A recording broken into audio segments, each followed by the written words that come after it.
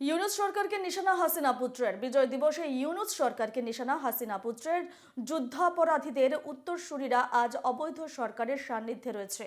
মুক্তিযুদ্ধে ভূমিকা রাখা বয়োজ্যেষ্ঠদের শারীরিকভাবে আক্রমণ করা হচ্ছে। জয় বাংলা স্লোগানকে অপরাধ হিসেবে গণ্য করা হয়েছে। মুক্তিযুদ্ধের চেতনাকে বহনকারী প্রতীকগুলো ধ্বংস করা হচ্ছে।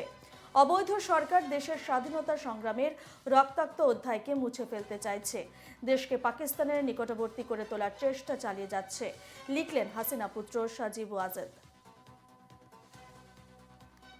ইউনূস সরকারকে নিশানা হাসিনা পুত্রের বিজয় দিবসে ইউনূস সরকারকে একেবারে নিশানা করলেন হাসিনা পুত্র।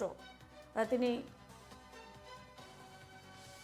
যুদ্ধাপরাধীদের উত্তরসূরিরা আজ অবৈধ সরকারের সান্নিধ্যে রয়েছে, এমনটাই তিনি লিখেছেন। যুদ্ধাপরাধীদের উত্তরসূরিরা আজ অবৈধ সরকারের সান্নিধ্যে রয়েছে। মুক্তিযুদ্ধে ভূমিকা রাখা বয়োজ্যেষ্ঠদের শারীরিকভাবে আক্রমণ করা হচ্ছে। জয় বাংলা স্লোগানকে অপরাধ হিসেবে গণ্য করা হয়েছে। মুক্তিযুদ্ধের চেতনাকে বহনকারী প্রতীকগুলো ধ্বংস করা হচ্ছে।